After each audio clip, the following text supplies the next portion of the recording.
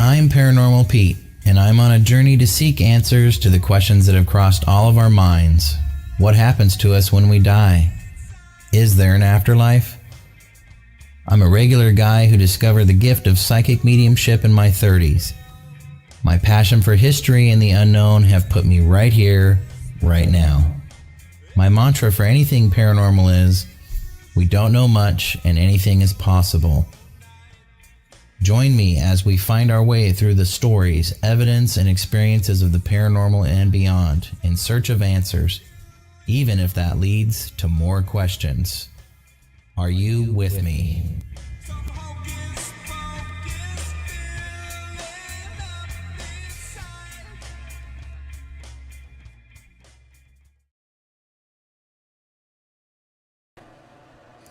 Welcome everybody to the Paranormal Pete Show. I'm your host Pete Orbea. We're on WLTK-DB.com. It's right behind me here. If you're watching us live, thanks for watching.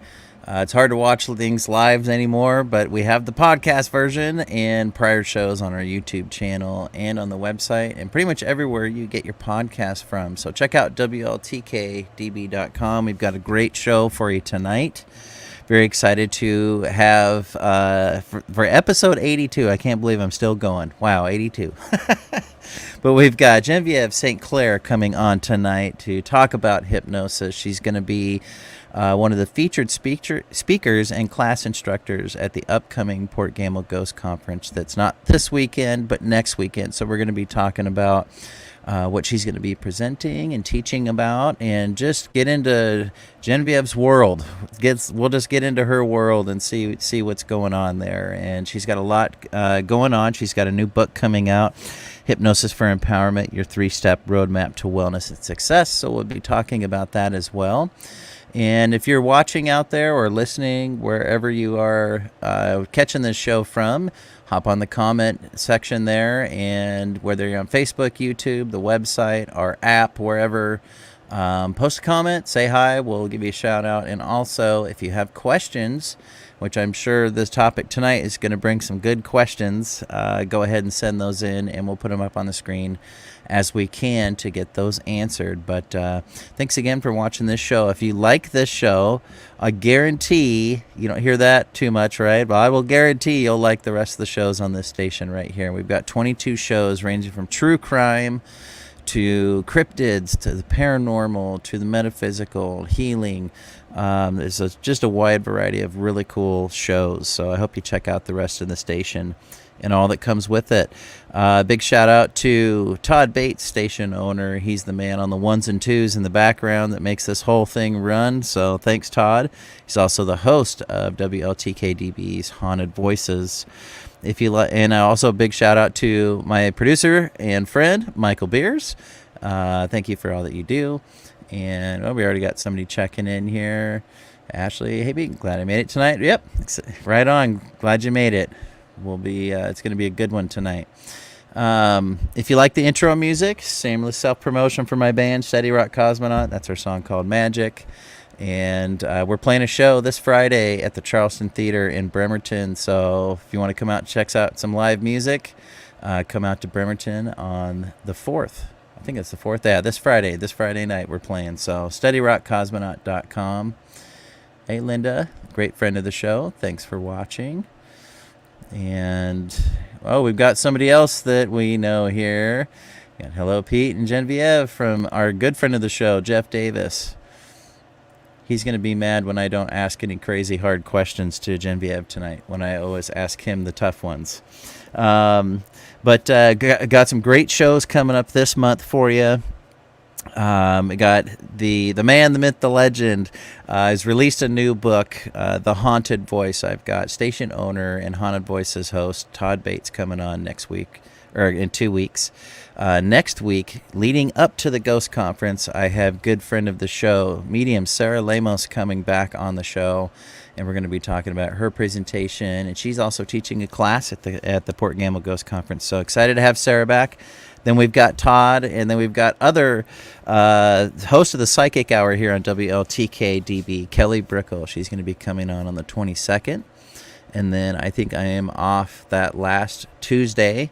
after Thanksgiving there, and I'll be back in December with psychic medium Debbie Romero, and we'll be talking about her show Transcending with Debbie. So I got some really fun shows coming up for you guys. And gosh, ghost walks have been going great here in Port Gamble. I've had some awesome groups this year. A lot of years there is a lot of mixing of spirits before the ghost walks, which makes them pretty interesting. But this year, everyone's been really cool. So we've had a blast.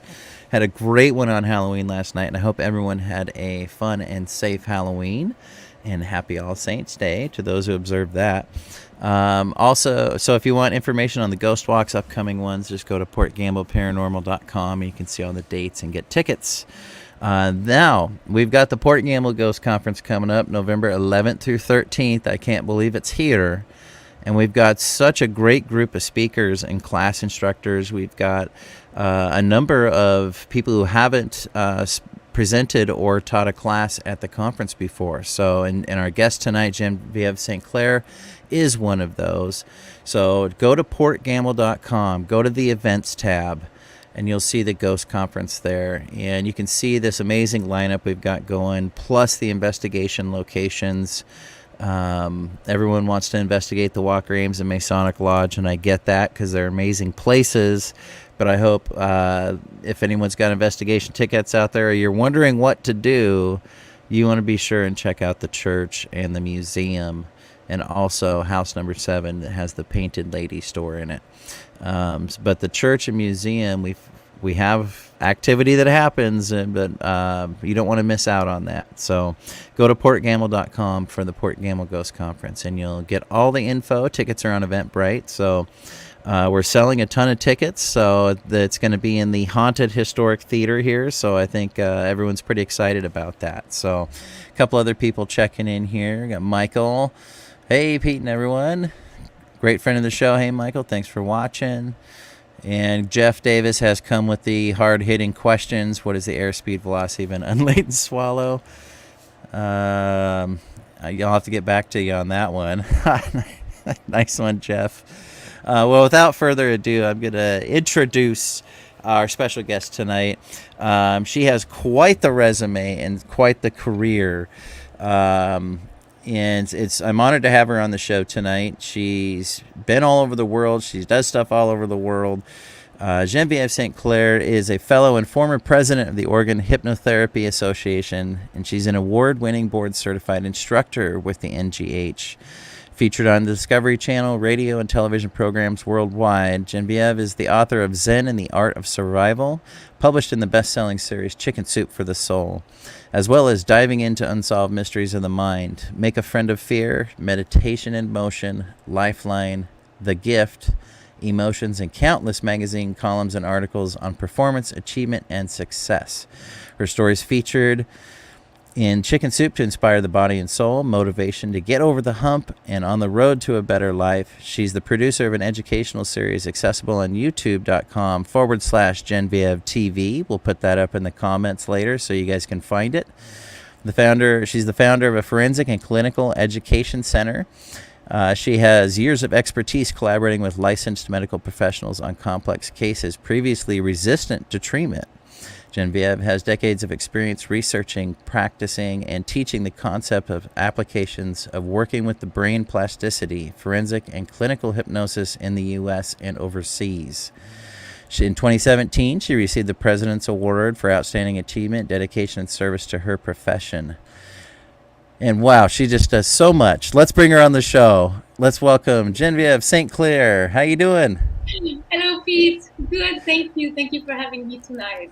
Yeah, well, thanks for taking time out. You're a busy person, and so we appreciate you taking time out and coming on the show. And if you've got questions out there, go ahead and post them throughout the show. Again, just hit the comment section there. So, well, you're newer to my audience, so tell us a little bit about yourself and your background.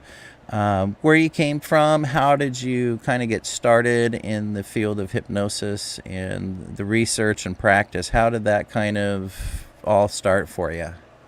Yes, Well, I was born and raised across the world, from here in Principality of Monaco, Monte Carlo, on the Mediterranean Riviera between France and Italy. And, I started very early in life experiencing with signs of the paranormal, um, having had to overcome extraordinary adversity, life-threatening injuries, fractured skull and whatnot. As at a very, very young age, I stumbled time and again on the phenomenon called peri-traumatic dissociation. So in a state of peri-traumatic dissociation, basically, you you enter that state when you run out of all possibilities to protect yourself. So, you see that in wildlife, in hunts and wildlife, when you have a predator chasing after a prey. During the length of the chase, the prey is very much involved in the body, right? Running to save its life. And yet the moment that you see the predator's jaw grabbing the prey, you'll see the prey's body immediately going limp, loose, relaxed, and comfortable. The prey is not dead. But what happens at that time is the mind, knowing that it ran out of option, is going to split from the body in order to escape a level of physical pain and emotional terror that would be impossible for the brain to process. So all living forms have the same coping mechanism. So in that state of peri-traumatic dissociation, you basically exit the physical body. And I don't wish that state on anybody, because it means that you're basically between life and death. But Right. so is my fate. I had to enter that state time and again as a very, very young child. And so in the state of peri-traumatic dissociation, you no longer feel any physical pain. You can be fractured. You can have life-threatening injuries. You're not feeling anything. What's even more extraordinary is you do not feel any emotional pain either. And so you're watching the scene literally from above. You split from the physical body and you find yourself from terror, because just before entering that state, you're going to be in absolute terror. And you go from terror to complete peace. And then you're observing the scene of what's happening to your physical body, not only free of any form of physical, mental, or emotional distress or sensation, but also without any judgment. So you're watching what's happening, just like a spectator, even higher than a spectator, because when you watch a movie, you have judgments going on. But in that state, you no longer have any judgments. You're just watching. It's a state of such incredible peace of mind that you're really literally entering the realm of the subconscious mind. You're entering the realm of the soul. And so having to go back and forth between the conscious state and that state of peri-traumatic dissociation, subconscious state of the mind, as an early child, I mean, from 2 years old onward, I discovered there was a place that we can access while we're still alive, where extraordinary things are possible. And it ignited a passion within me to understand that state and to master the pathway between conscious and subconscious. And I soon discovered that from that state, you can accomplish incredible things. And my life path through that, through the journey that I've been through, I wouldn't wish on anybody, because it's been pretty tough journey. But I've accomplished incredible things just because from that state of mind, there's really no limit to what you can accomplish. So I started learning at a very early age everything I possibly could, from reading every books I could access. By the time I was 15, I was already hypnotizing classmates, teaching them how to overcome blocks and obstacles. So I went straight therapeutic. So that was my passion and mission, was to, how do we survive the unsurvivable? How do we go over obstacles, and how do we soar, basically? So I never stopped studying. And I did an Ivy League education at the Sorbonne in Paris, so academic background, but and a business education. And in the US, I trained as a emergency and trauma medicine first responder, deep sea rescue diver, professional ski patrol, and wilderness medicine first responder. So I have a medical background, I have a business background, but most importantly, I never stopped teaching and practicing, which basically what it is brain plasticity, how to work with our brain in a different manner that serves us better than what we typically know, because nobody teaches us, We think that's Right. something we should learn in life, how to work with our brain, but nobody teaches us until we are faced against a wall and everything else has failed, and that's when Yeah, right. we come to this work. Yeah, yeah. It's always when it's at crisis point, then Right. that's when you learn those things. Yeah, unfortunately, things are that way. Yeah. So, what a story with your upbringing, and you know, I mean, do you feel like it's would you have it any other way, or is it Yes, in a made you who you are? Yes, And right. So it made me who I am, and but I would never. I have my fist up at the gods up there, like, what were you thinking? I would never choose this path ever. yeah, sure. Well, yeah, I was just curious, because it sounds like you're much tougher for everything you've Of gone course. through, and that passion was even stronger as you were growing up, and you were put in that state of between life and death. Would you describe it like a similar? Is it similar, I guess, to what's reported with like near death experiences? Absolutely. And I have another example, which was one of the stories I was published in Students Who Feel the Soul. I was involved. I was a passenger on a near death violent motorcycle accident once, and the same thing happened. It's really extraordinary.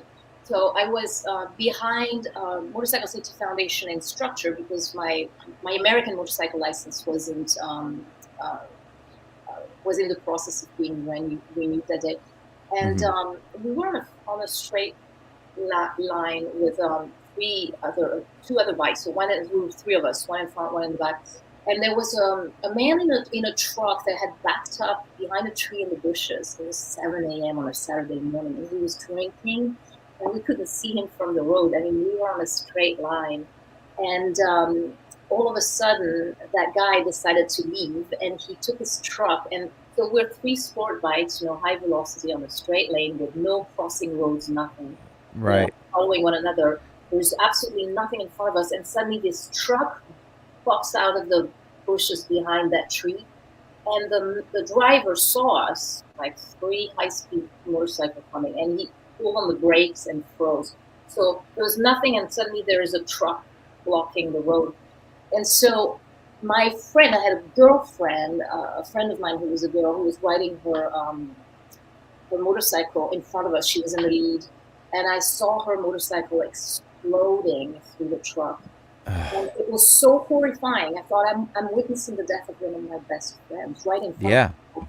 It was so horrifying that it never even dawned on me that we were next, because we were literally, there was nowhere to go. We could go right or left. It was right in front of us. Yeah.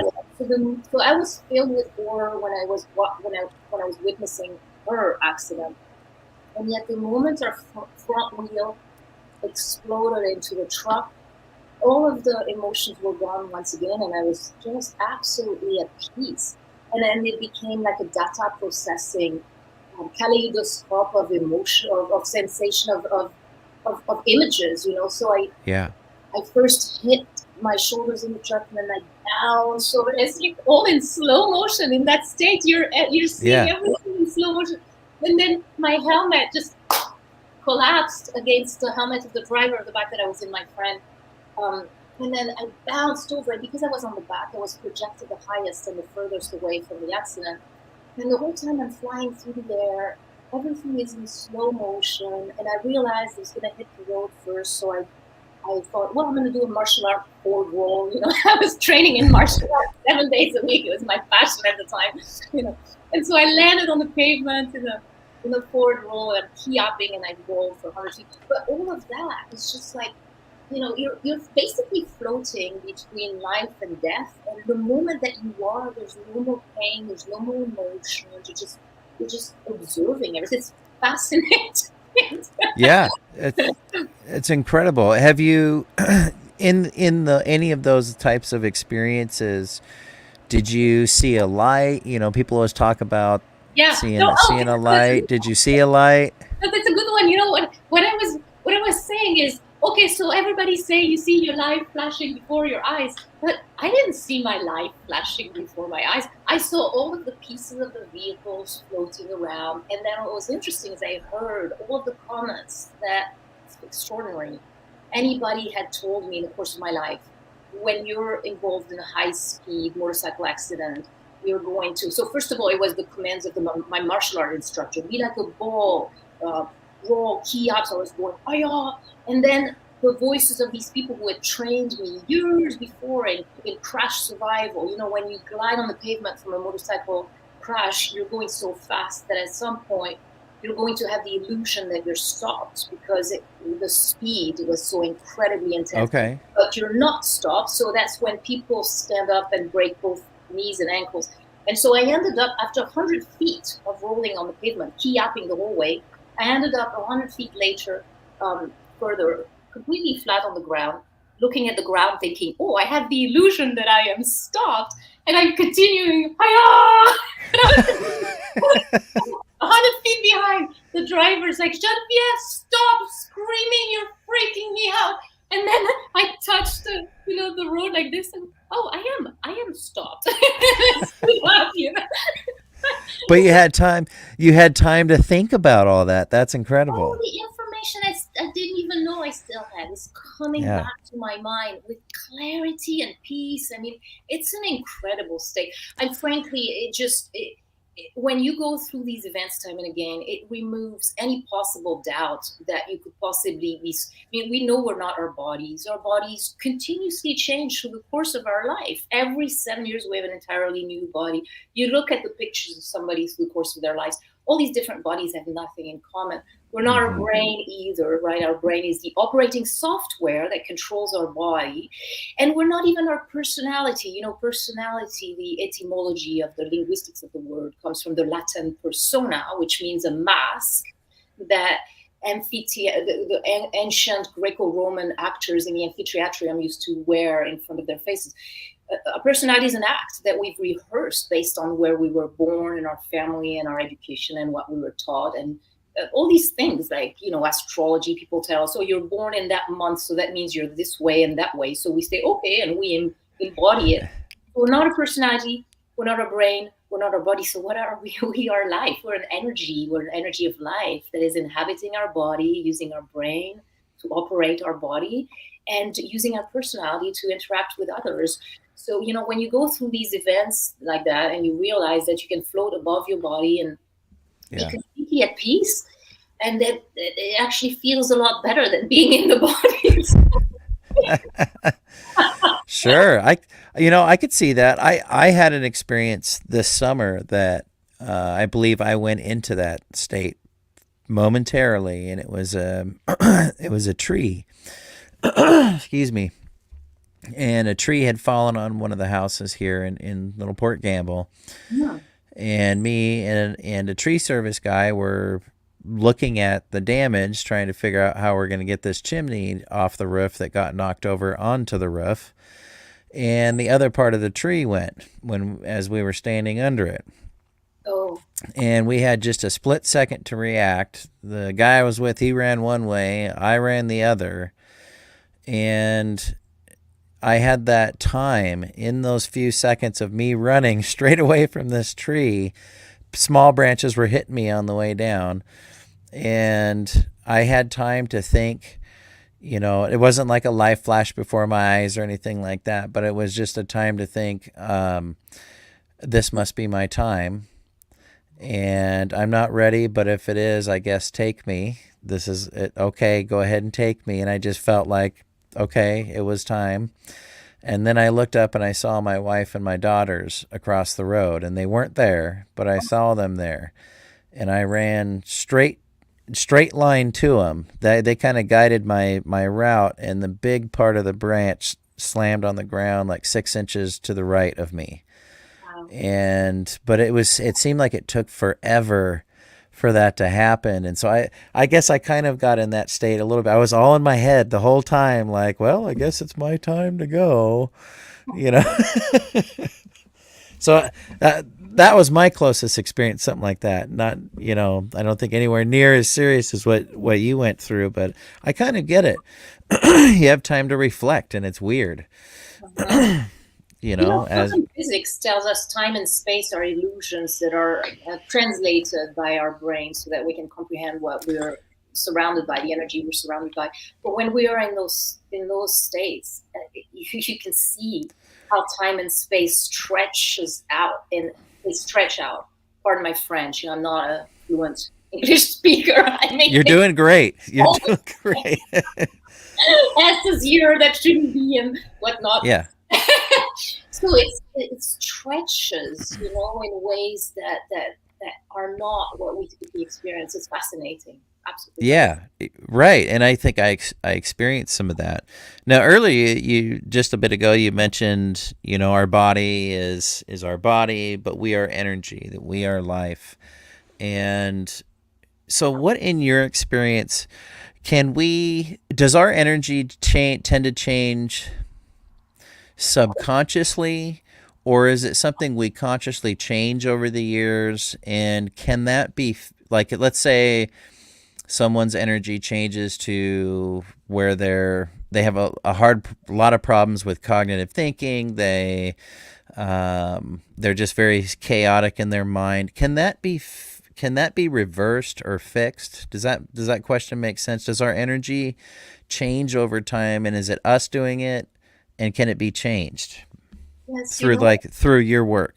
Absolutely. So I think what you're talking about here, in terms of chaotic thinking and whatnot, these are consequences. They're consequences of things that are happening to our physical body. So the mind, the body are interlinked. So we have electroencephalograms of the brain in the state of hypnosis. That's just to give you an idea of the biochemistry and the linkage between the mind and the body.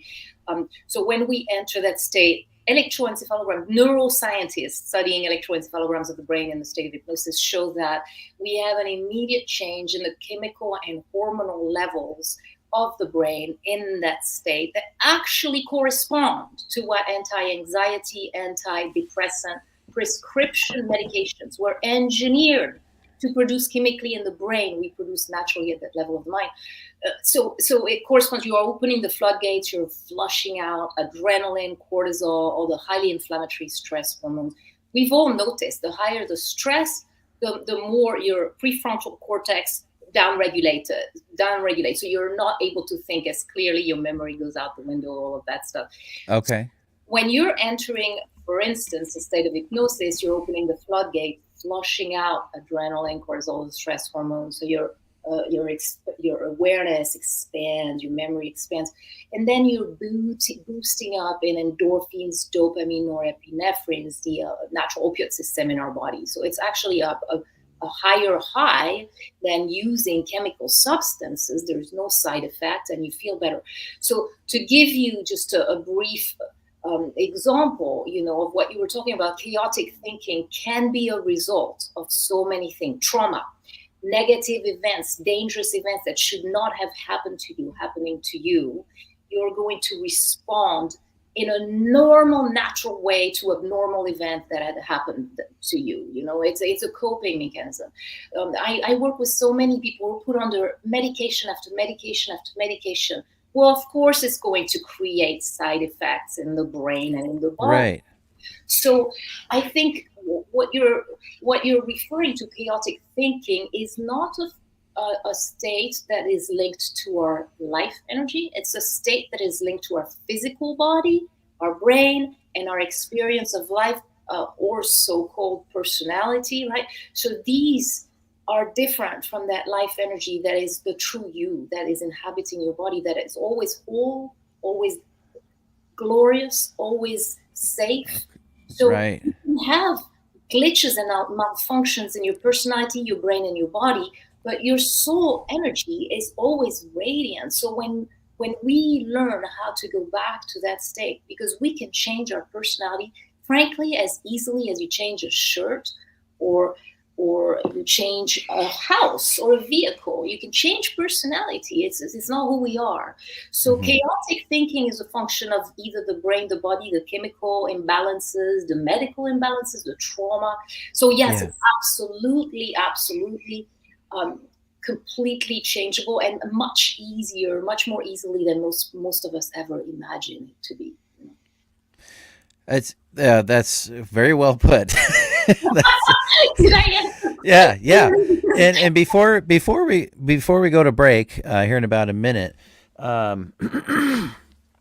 So, in your opinion, in all the work and research and sessions you've done, is it? Do you think like the brain? We all have all our brains. Well, for the most part, we have the resources that are needed within the brain, but sometimes we need somebody like you to go in there through hypnosis to kind of reset things. Is that something that's a part of your practice or has been, where you're kind of going in and based on, what your client's telling you, you can kind of through hypnosis go to a certain part of the brain here, reset, or, kind of how does that work? Yeah, absolutely. So first of all, I want to say that, in the profession of hypnosis, we're not licensed medical providers. So anytime we work with a diagnosed condition, we do so with a collaboration of licensed medical providers, whether they're Right. your primary care physician, your doctor,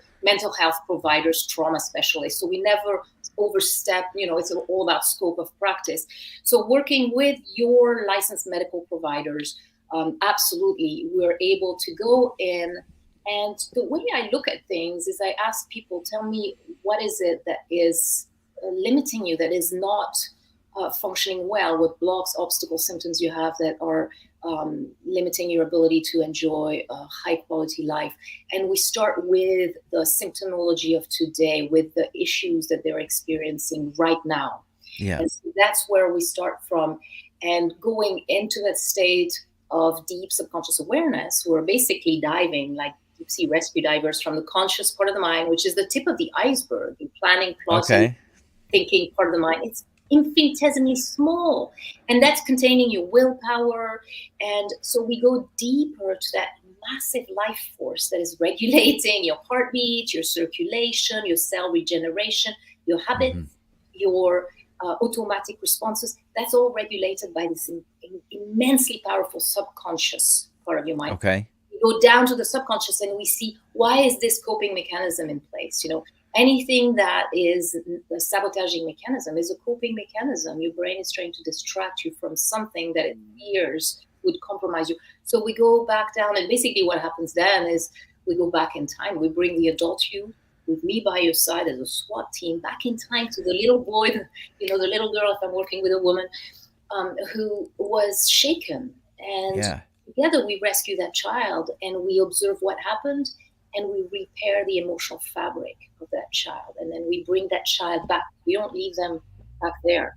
We bring them back with you into your life of today. So that child is now protected by the adult you. It's an incredible journey. You're going back through time to rescue the younger parts of you that were shaken and traumatized or led to believe that they were not good enough. They were faulty. They were not how they should have been. All of that is false beliefs. Right. Go back to rescue those younger us, those little ones that we left behind, and we bring them back. And then we begin to teach them that who they are beautiful, unique, and irreplaceable, exactly as they are. And that rebuilds your emotional strength, your emotional strength, your sense of self-love, self-worth, and that changes everything. Yeah. I love that you said rebuild, because as you're talking about this, I started thinking about, so you rebuild the person. Absolutely. Basically. You're repairing the foundation. Our foundations were fractured so many times by so many personal angles and whatnot. And with fractured foundation, anytime there's a little bit of a shake, we're unsteady. But when you go back and you repair and rebuild the foundation and make them steel strong, then you can have winds and rains and storms around you. You're going to be rock solid. And so that's what we do when we work with the mind. It's rapid and lasting transformation. It's incredible. Yeah, it certainly is incredible. Well, we're here on the Paranormal Pete Show. I'm your host, Peter Bay, with very special guest tonight, Genviev St.Clair.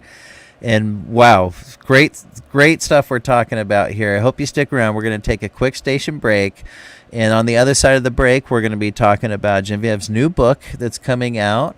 And we'll be talking a little bit about what she's going to be doing at the Port Gamble Ghost Conference this year. And we're excited to have her. So stick with us. We'll be right back in a minute here on WLTK-DB. Thanks.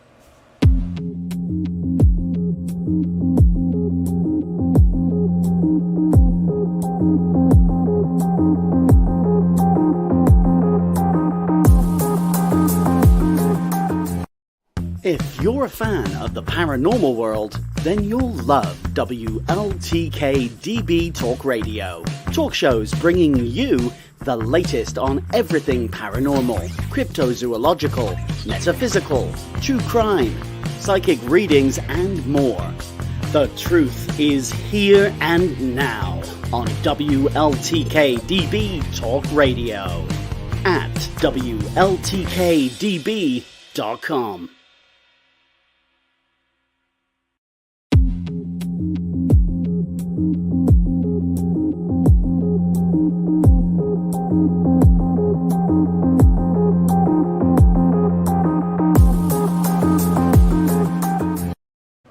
All right, welcome back to the Paranormal Pete Show. I'm your host, Peter Abea. Joining me tonight is Genviev St.Clair, and welcome back, everybody. And what a great, this is fascinating stuff to me. I'm loving it. And we got a few people checking in here that I didn't get to yet, but hey, Genviev, excited to see a poor gamble from Beth. Yes, Beth. Hello. I was trying to find how to type back, but I didn't find it. So okay, well, I'm just a little late on getting these up there. And producer of the show, a good friend of mine, Michael Beers. Hello, everyone. Thanks for watching. And Beth had also said, nice to see you. You're doing some great work as usual. And you do a lot of work. So before the break, we were talking about I had just had some questions about, what, like, do you go in and kind of like surgically work on the energy and the function of a brain, the electrodes, that, you're doing it through hypnosis. And so before we get into talking about your book and stuff, I just had one more follow-up question to that. Because in the paranormal fields, if you're an investigator, you're on a team, or you're a psychic medium, I do psychic mediumship, and mental illness comes along with the field, and it comes along with anything, I think, in life, because anybody can have it, right? And with hypnosis, like, so many people out there have a family member and they're suffering with dementia or Alzheimer's, or maybe it's schizophrenia. How deep of a reach is the hypnosis? Can you go in beyond that? Can you go past that and try and do some work that way and kind of reverse engineer backwards? Or like, how far is the reach with hypnosis? Well, so first and foremost, as we were discussing just before the break, anytime we have diagnosed medical condition, first of all, we have to obtain the collaboration and authorization from the licensed medical providers that are in charge of the patient. So that's the first step. This said, having 15 years here in Oregon of incredible stories, something like this, 10, 15 years of incredible stories, working with cases that were resistant to treatment that are sent to me by chief of psychiatry, assistant chief of psychiatry, by medical doctors, and telling me, we're not successful with this patient, so can you please take them over, because we're not able to facilitate any progress. And what we see in the state of hypnosis is absolutely extraordinary. So I have so many examples. One of them is a man who was sent to me by psychiatry, by a leading psychiatrist in Oregon here. And when he came for his initial consultation, he was pacing the room back and forth and holding his head and screaming at me and telling me, I'm sitting at my desk, and he's telling me, even when you're having a nice conversation like this with me, there's a voice in my head that is screaming at me to punch you in the face. And he was like 6'4", Wow. And so I talked to the psychiatrist and I said, am I going to be okay? And they said, well, it's your call. It's your call, Genviev. You proceed as you wish. But this person, he was in so much pain. And, there's a large body of scientific research and medical research that shows that chronic pain initiates from emotional wounds, right? So in his case, session by session, we regress the pain, the physical pain. He had all these diagnoses, sheets of diagnosis, and he regressed the pain, the terror, the stress all the way back to their causes, traumatic childhood, of course, and as we rescued the little boy, he did 100% complete recovery. And his psychiatrist a few years later told me, "Have you seen him? He's unrecognizable."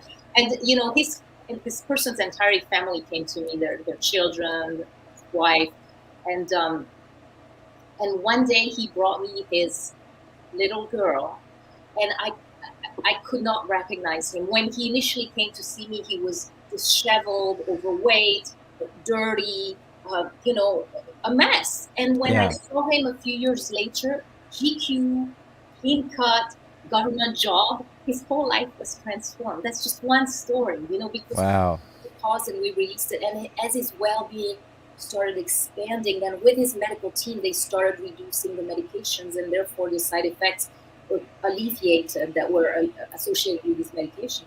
I had another patient who was sent to me by another medical team from another medical group, and she was diagnosed, and that's a story you're going to love. She was diagnosed with schizophrenia, multiple personality disorder, cerebral palsy. I mean, you name it. The list was enormous. And I worked with her, and I found out that they thought she had mental retardation. She actually was one of the most intelligent and aware and wise individuals I've ever seen in my entire life. She could hear your thoughts. So of course, when people with just standard backgrounds don't understand what's going on, they're going to label and put diagnosis, when in fact, usually it's coping mechanism. As we regress, she had a very traumatic background. As we regress, the fears and the terror that she was experiencing, little by little, it was not multiple personality. What it was is coping mechanisms that enabled her to function. I always saw the one personality, and what a beautiful personality. And that's one of the woman we were talking just before we started the show, you and me tonight, that do I have some paranormal experience? That's a woman that in the middle of her sessions would give me messages from my grandmother, who passed on in 1999. And she never obviously had any positive interaction with my grandmother. I don't share my personal life. She would give me messages from her. So it resembles the work I actually ran. I did a YouTube video on my YouTube channel about that. I said, I think I titled it "Many Lives, Many Masters Revisited," because it so resembled the work of Brian Weiss with his patient in 1980, who started giving him messages from the other side when he was the chief of psychiatry at the Mount Sinai Hospital in Florida, and did not believe in any of that. So it's just extraordinary. So yes, the answer is yes. We always coordinate with the medical field, because we're not going to step over and go outside of our scope. As hypnotherapists, we're basically educators.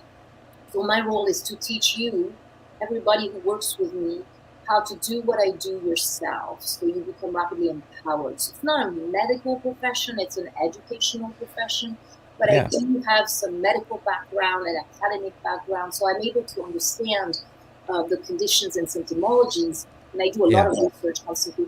And so we're able to go and see where are these issues coming from. And the medical field is right there working with us, collaborating with us, so they continue their work. So it's beautiful coordinated care, collaboration. Yeah.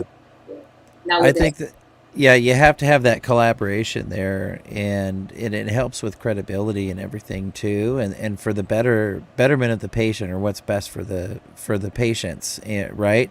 Absolutely. And so you've got all the pieces, I mean, people tell me, is it okay that I'm in psychotherapy or that I'm doing EMDR? And I said, of course, the more the better, because we're all collaborating together, bringing our piece of the puzzle to the health of the patient.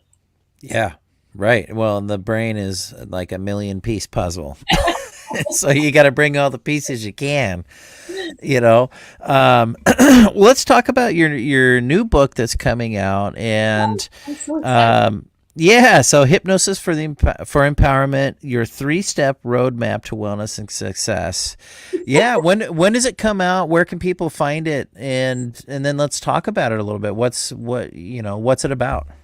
So basically, it is my signature blueprint approach on how to get into that state, how to recalibrate your brain chemistry, and how to reprogram your mind, your brain, in ways that are going to serve you, how to release sabotaging mechanisms, how to change them for beneficial mechanisms. So I go into the science of the brain chemistry, and then very simple, very direct choice of inductions, how to get into that state, reprogramming keys and immersions. And so it is coming out this month. It's available by simply contacting me. So I'm all over the web. I'm releasing it for now as an ebook. So by people contacting me either on my website, which is genvievhypnosis.com, or via text at 503-887-8034, sending me your email, and I will send you the link on how to download it. So it's a beautiful gift illustrated edition. It's a piece of art, and very simple. It's not in depth, and it's a very clear and simple approach, teaching you how to do what I do yourself, so that you can take it and run. So if anything happens to me, you can still do my work by yourself. In case you go driving on motorcycles again or something. Well, I put the link to your website in the comments, so it went out everywhere that the show's streaming. So everybody check it out. Go through her website. You not only are an author, but you teach people. You've got online classes. You have informational, instructional things on your Genvièv TV on YouTube. What is it about teaching that, have you found that has driven your passion to keep learning and keep searching because of teaching? How's that worked for you? It's mostly that my goal is to empower people. I'm only one person, so I think it's more valuable for me to release, things like my audio CD that is a session in an audio, that you can download. Also, it's now all electronic download, but downloading products so that people can access my work immediately wherever they are, in the middle of the night, whether or not I'm accessible. So teaching, and that's what I've always done, even with people who work with me one-on-one. From the initial consultation, I teach each person what it is, what this work is, and how to begin to implement in themselves. So I empower people to learn that process every step of the way. And I figured, well, it's going to be more accessible to larger amount of people for me to develop products. And so, this book that we just talked about a moment ago gives the spinal column of the work. And then once this is released, I'll add little by little addendums and sections for certain topics, so people will be able to little by little build an encyclopedia with my approach on weight loss, or procrastination eradication, or turning an addiction into a repulsion, which I love to do. It's so much fun, and it's immediate like this. People struggle for like 27 years, and they come to see me, and in 2 sessions, done. Oh, wow. So I plan on, this book is the big first step, and then once it's out, I'll be releasing little by little other addendum sections. So for somebody who's interested in, sadness, hopelessness, rebuilding their strength, I'll continue releasing so that my work is accessible without people having to be one-on-one with me. So it's much easier to access. So that really is my goal and my mission with teaching. And of course, the medical field always theorized that you learn best by teaching. So every time I do a class, it just refreshes my approach, and people are always so full of magnificent comments. So it just enables you to share your knowledge with others. Yeah.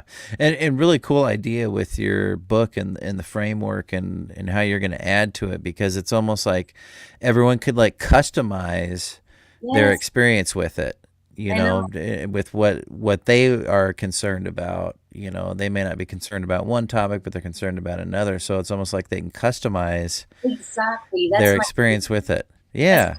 With this book. So the one that's just being released this month is the core work. And then you'll be able to to add sections and build Yeah. this library of contents that will Yeah. serve you for your specific goals, you know.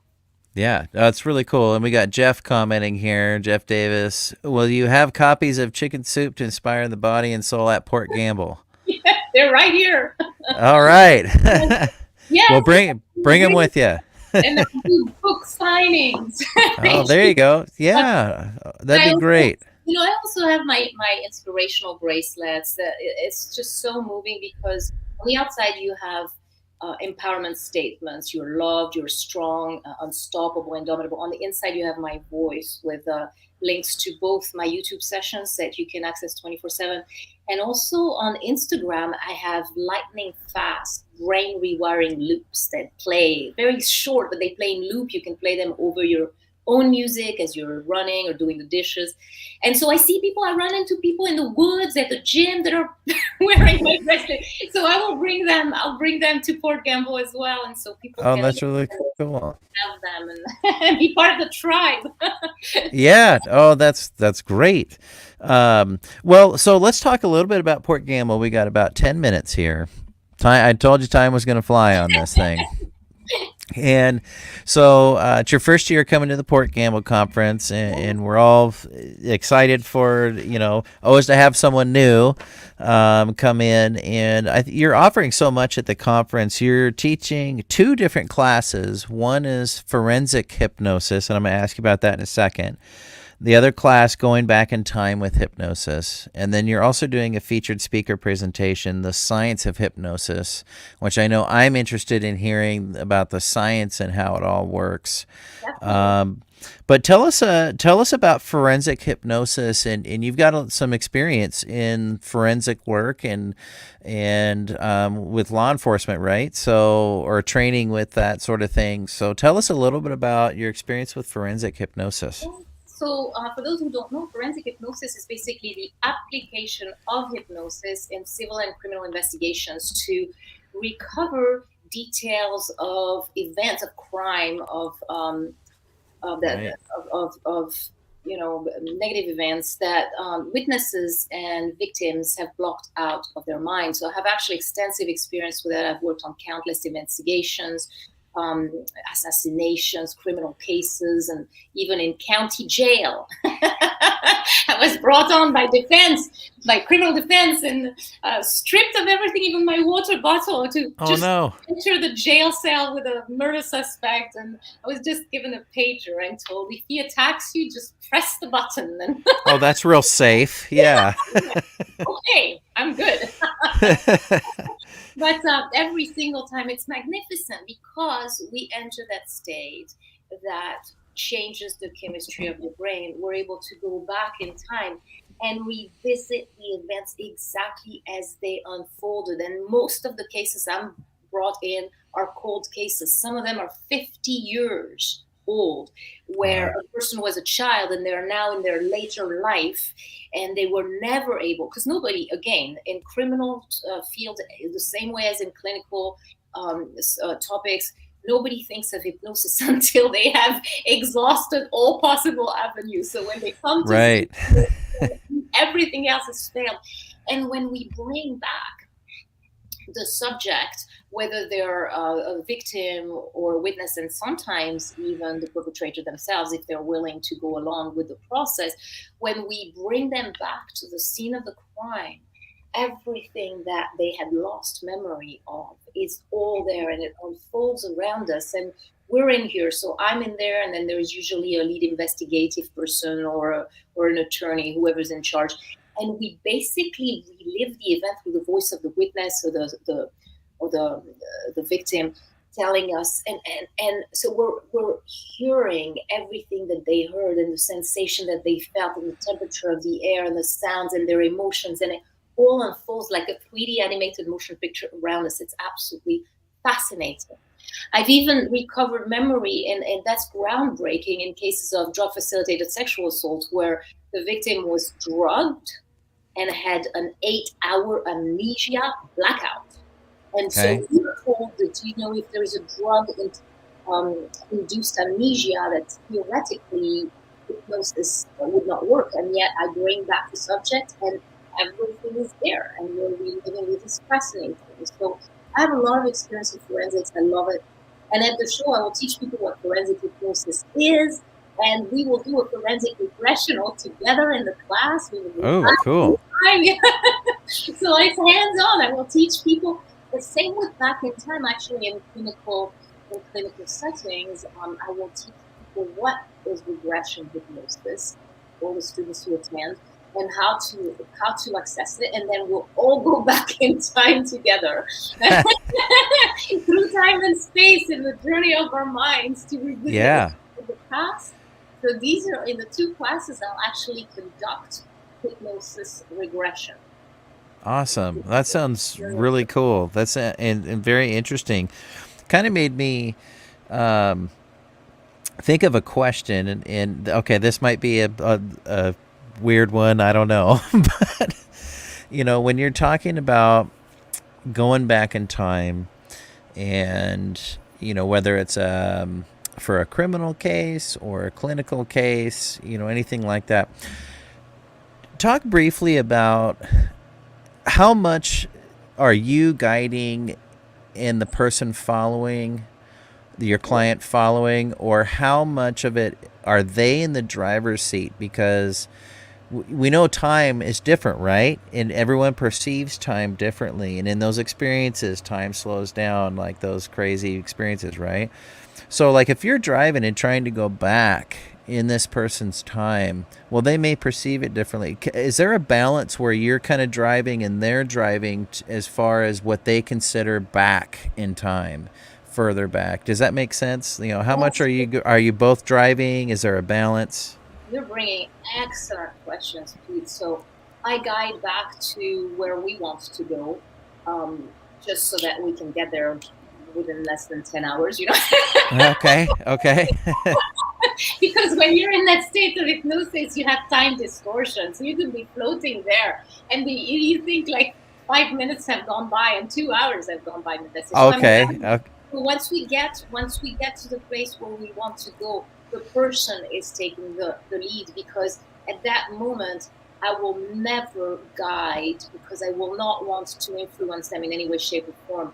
So when I'm guiding to the place we want to go, and then they're telling me what's happening, and I'm not offering any direction there, because otherwise I would be influencing them, and that's definitely not something we want to do. So when we're going back in time, basically, I ask them before we start, what's the last memory that you remember, and what was that morning before things happened, and then I go back there, and then they take over from that point. And I just guide them in very neutral manner, saying, okay, what happens now? What do you sense? What do you feel? What do you see? Very open-ended questions. So they're the one reliving without interference from me, right? Other than them along the way. But so I guide to the state of hypnosis, and then I guide to where they want to go, and then they take over once we land. Great way to put it. Sure. They're the one with the flashlight in front, and I'm following by their side. Okay. No, that makes sense, and a great way to put it. And it's just something that as you're talking, I'm like, well, really what's the balance there? And so it's kind of cool that beforehand, in your consultation and your interview of the person, you're kind of getting pieces of the map here, and then you're taking them to it, and then letting them share what's there. And wow, that's really cool. And a great way to explain it. Got a couple comments here. Dee Dee here's thanks for watching. Looking forward to meeting you in Port Gamble. She'll be there at the conference. And Michael Beers, a producer and good friend of mine here, says he sees your Facebook friends with a teacher of his, Scott Duval. And he says, thank you for coming on the show and giving the viewers and listeners such great information. And I echo that. Yeah, so gosh, at the conference you're gonna be busy. You're gonna be speaking. Meeting all of you there, Bree. Yep. Name. Yeah, that's my sister-in-law. There's everybody up here it's such a great crowd that comes to the Port Gamble Ghost Conference and the Oregon Ghost Conference. We all kind of go back and forth, and so it's a really great crowd of people who are sincerely interested in things and curious by nature and want to experience things and learn different perspectives. And that's what we try and do here in Little Port Gamble. And so I'm really looking forward to having you come out here. And folks, go to GenvièvHypnosis.com. I did comment that, and I'll put some other links out there for you. So you can follow my show if you're not already at Facebook.com/Paranormal Pete Show. And we'll get some more of Genvièv's information out there, because you've got just a lot to do, a lot going on, and a lot of opportunities for everyday people like me and all the listeners out there to learn. And I think we should always be learning and never stop the pursuit of learning. And you know, in your experience, you've got such a good, versatile experience in the world of hypnosis. How much do you really know about it, honestly? And meaning, is there so much more to learn? Well, of course, that's like the more you learn, the more you realize how much more you need to learn. And it's beautiful because it's never ending. I'm constantly researching, and I tell people I never practice something that I haven't tested on by myself, with colleagues. I have a research partner. Howard is 88 years old. He's been doing it since he was 15, so he's got quite an experience. Wow. Started also at 15. I'm not 88 yet, but the two of us together, we have so many years of practice. He was also a past president of the Oregon Hypnotherapy Association. So I'm constantly teaming up with experts in the field and researching, deepening our understanding.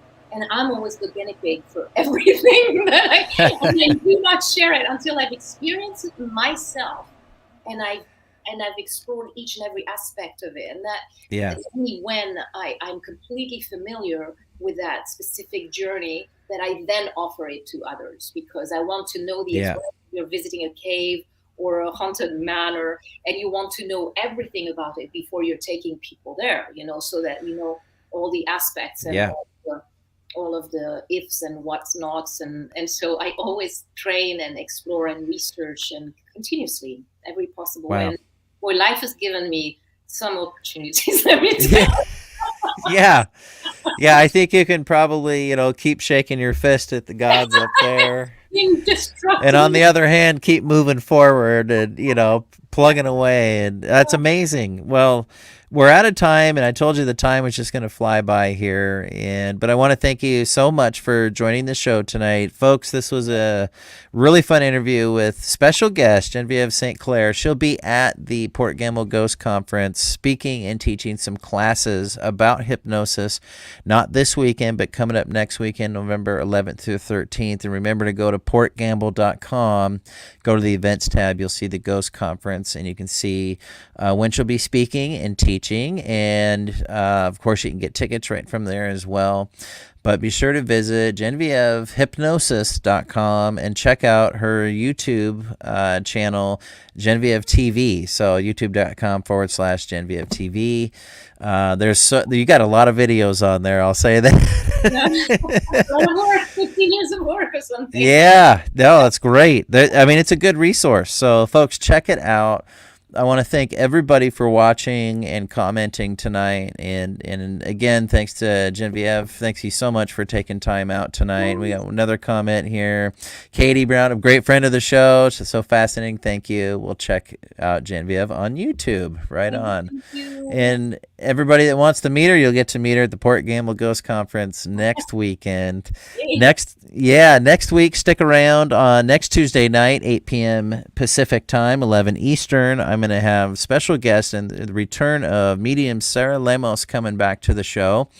And we're going to be talking about her latest show project and just being a medium in general. We have a lot of fun just talking about that too. So we got Sarah Lemos coming back on next week, followed by Todd Bates, host of Haunted Voices. We're going to be promoting his new book, The Haunted Voice, which I didn't have any clue he was writing a book, and all of a sudden he put a book out, so that was pretty cool. But I leave every show with a toast, and I promise I'm coming up on my 2-year anniversary of doing the show soon, and I'll change my toast for the next 2 years. But my toast has always been the past is history and the future is a mystery, but today's a gift because it's the present. And it's just your weekly reminder, folks, to be present.